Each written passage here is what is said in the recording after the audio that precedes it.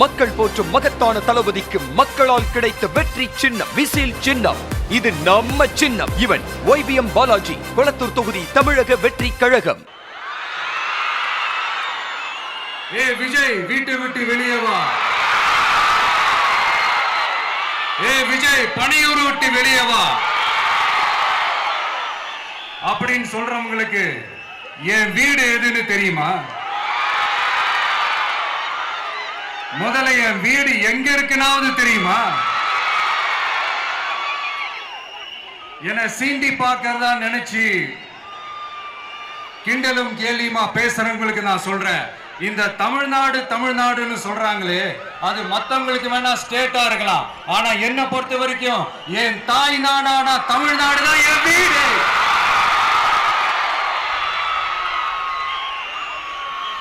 என் வீட்டுல மொத்தம் எத்தனை பேர் இருக்காங்க தெரியுமா? 8 கோடி பேர் இருக்காங்க. ஒட்டுமொத்த தமிழ்நாட்டு மக்களும் என் வீட்டு மக்கள், என் குடும்பம், என் உறவு, என் சொந்தம்.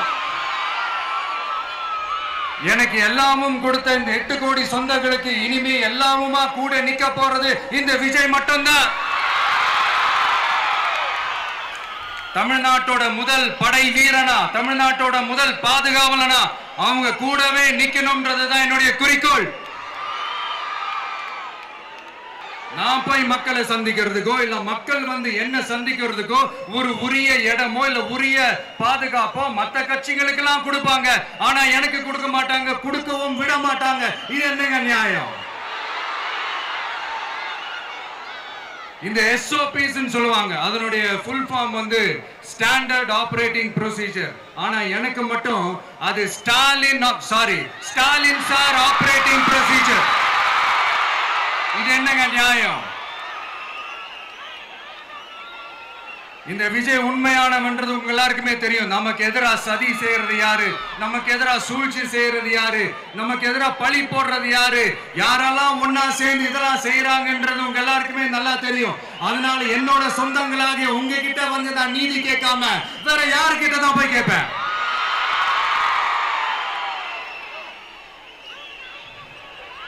செல்ஃபே எடுக்காத ஒரு கூட்டணி கணக்கு, செல்ஃபே எடுக்காத ஒரு அறத பழைய அரித்மெட்டிக் கணக்கு, இதெல்லாம் வேலைக்கே ஆகாது. ஆணித்தரமா அடிச்சு சொல்றேன். அப்புறம் இந்த காசு கொடுத்து ஓட்டு வாங்கிடலாம்னு கனவு காண்றாங்கல்ல, அதுவும் இந்த விஜய் வந்ததுக்கு அப்புறம் நடக்கவே நடக்காது. வண்டி வண்டியா கொண்டாந்து குட்டுவாங்க, 1000 2000 3000 4000 5000 சாமி மேல சத்தியெல்லாம் வாங்குவாங்க. அப்படிதான் இத்தனை வருஷமா உங்களை ஏமாத்தி இருக்கிறாங்க. வாங்கிக்கங்க, சந்தோஷமா வாங்கிக்கங்க, எல்லாம் உங்க பணம் தான். வாங்கிக்கிட்டு அவங்க காதிலே விசில ஊதி அனுப்புங்க, எப்படி அவங்க செவிலே விசில ஊதி அனுப்புங்க.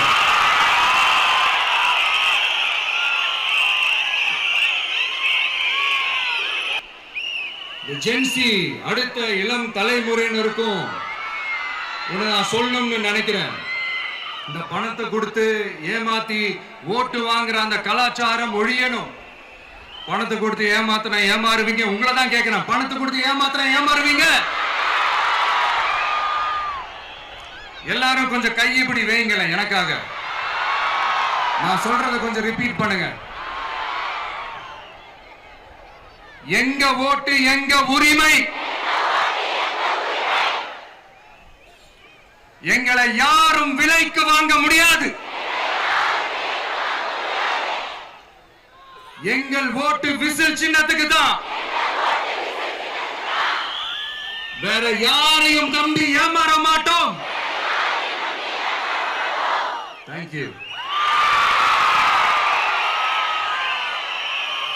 கேட்டுச்சா சார்? ஒவ்வொரு வீட்டில் இருக்கிற என்னுடைய குட்டி நண்பா நண்பீஸுக்கும் நான் சொல்லணும்னு நினைக்கிறேன். வீட்டில் டிவியில் உட்கார்ந்து இந்த பிரச்சார மீட்டிங்லாம் பார்த்துட்டு இருப்பீங்க. உங்களையும் உங்களுடைய ஃபியூச்சரையும் மைண்ட்ல வச்சுக்கிட்டு தான் நாம அரசியலுக்கே வந்திருக்கிறோம். அதனால எனக்காக நீங்க ஒன்று செய்யணும். தொடர்ந்து செஞ்சுக்கிட்டு தான் இருக்கிறீங்க. நான் நிறைய கியூட்டான வீடியோஸ்லாம் நான் பார்க்கிறேன்.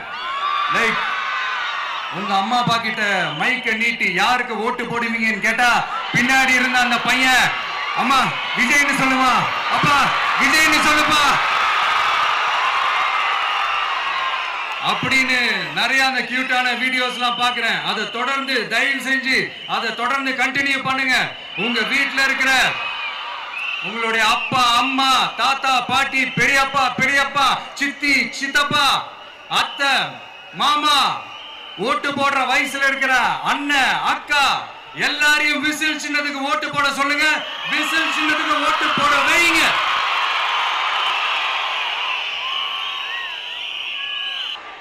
அடுத்தவங்க ஆரம்பிச்ச அரசியல் கட்சியில அடுத்தவங்களுடைய அட்ரஸ்ல அரசியல்வாதிகளா இருந்துட்டு இருக்கிற இவங்க எல்லாருக்கும் ஒரு சவால். என்ன மாதிரி தனியா என்ன மாதிரி சொந்தமா ஒரு கட்சி ஆரம்பிச்சு 1% அட்லீஸ்ட் 1% வாக்கு வாங்கி காட்டுற அந்த தில் இருக்குதா, திராணி இருக்குதா? 30 வருஷமா மக்கள் இயக்கமா இருந்து இன்னைக்கு மிகப்பெரிய ஒரு அரசியல் கட்சியா வளர்ந்து இந்த கூட்டணி கட்சிகள் மட்டுமே நம்பி இருக்கிற 75 வருஷ கட்சி 50 வருஷ கட்சின்னு இன்னைக்கு ஆட்சி அதிகாரத்துல இருந்துட்டு இருக்கிற இவங்க எல்லாரையும் மீறி இன்னைக்கு களத்துல தனியா நின்னு இந்த 2 வருஷத்துல முதன்மை சக்தியா வளர்ந்து 30% தாண்டி இன்னைக்கு மக்கள் ஆதரவை பெற்றிருக்கிற நமக்கு அனுபவம் இல்லையா? உங்களுடைய அனுபவம் என்னன்னு சொல்லட்டுமா? கட்சி ஆரம்பிச்ச அண்ணாவை மறந்தது, கட்சி ஆரம்பிச்ச எம்ஜிஆர் அவர்களை மறந்தது, கட்சியை வளர்த்த ஜெயலலிதா மேடம் அவங்களை மறந்தது. இவங்க எல்லாரும் சொன்ன விஷயங்கள், பேசின விஷயங்கள், எதையெல்லாம் ஃபாலோ பண்ணணும்னு சொன்ன விஷயங்கள் எல்லாத்தையும் மறந்தது. இவங்களுக்கு நமக்கு அனுபவம் இல்லையா? நமக்கு அனுபவம் இல்லதான். கொள்ளை அடிக்கிறதுலாம் எங்களுக்கு அனுபவம் இல்லதான்.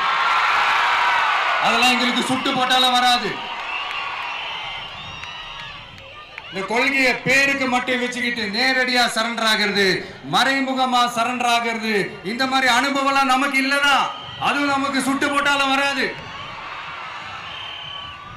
மக்களை நேசிக்கிற நல்ல குணம் இருந்தா போதும்யா. நல்ல சூப்பரான ஒரு நல்லாட்சி கொடுக்கலாம். நல்லாட்சி கொடுக்கிறதுக்கு மெத்த படிச்ச மேதாவிகளா இருக்கணும்லாம் ஒன்னும் அவசியம் இல்ல.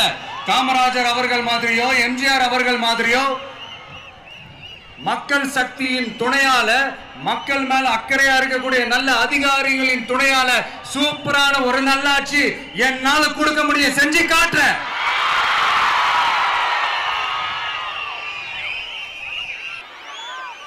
ஆட்சிக்கு வர்றதுக்கு முன்னாடி தான் பொய்யா அடிச்சு விட்டீங்க. இப்ப ஆட்சியை விட்டு போகும்போது கூட பொய்யா பேசுறீங்களே சார், என்ன சார் இது? மாத்தி மாத்தி பேசுறதுல நீங்க வேற லெவல் தான் சார். ஆட்சிக்கு வந்த அடுத்த வருஷமே 2022ல 70% வாக்குறுதிகளை நிறைவேற்றிட்டோம்னு சொன்னாங்க. அப்புறம் போன வருஷம் 90% வாக்குறுதிகளை நிறைவேற்றிட்டோம்னு சொன்னாங்க. அப்புறம் இந்த வருஷம் 505 வாக்குறுதிகளை 404 வாக்குறுதிகளை நிறைவேற்றிட்டோம். கிட்டத்தட்ட ஒரு 80% வாக்குறுதிகளை நிறைவேற்றிட்டோம்னு சொன்னாங்க. முதல்ல 70, அப்புறம் 90, அப்புறம் 80. இன்னும் தேர்தல் நெருங்க அது 60, 50, 40, 30, 20ல போய் நிற்கும்னு நினைக்கிறேன். அதையும் அவரே அறிவிப்பாரோ என்னமோ எனக்கு தெரியல.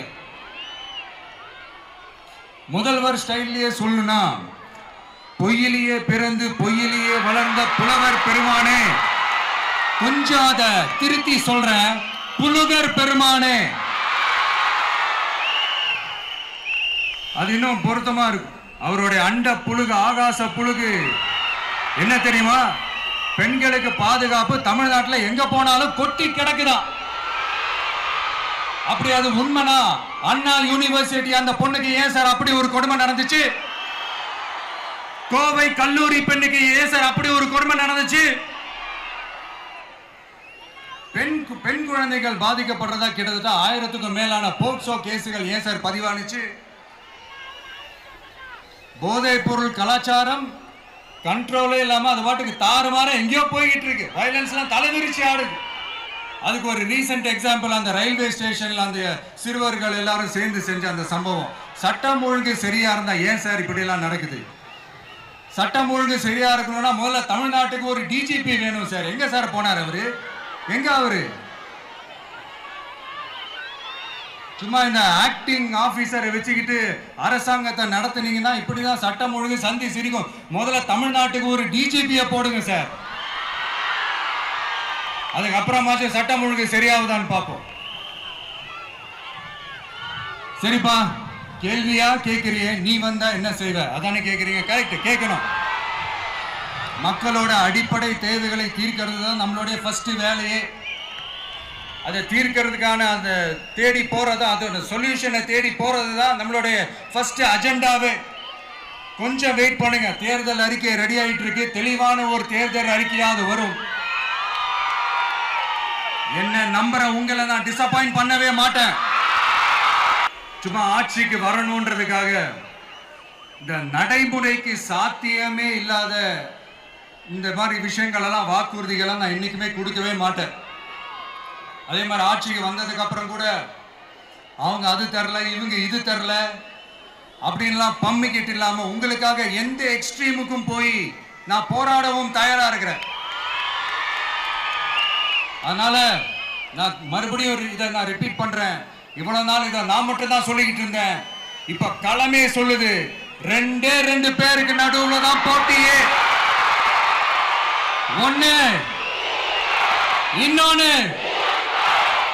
ஒண்ணு தூய சக்தி டிவிக்கு, இன்னொன்னு தீய சக்தி DMK.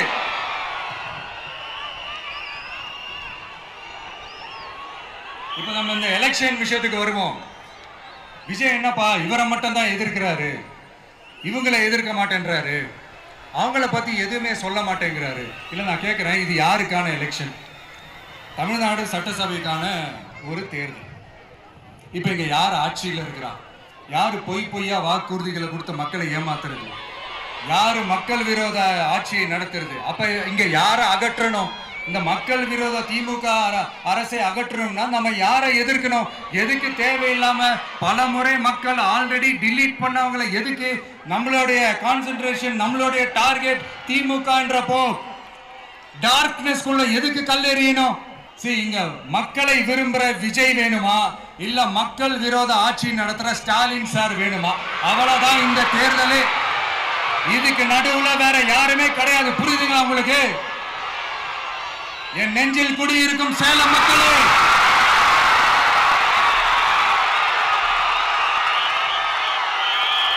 one last simple question. Vijaya நம்புறீங்களா, ஸ்டாலின் சார நம்புறீங்களா? அவ்வளவுதான், முடிஞ்சு போச்சு. கதம்.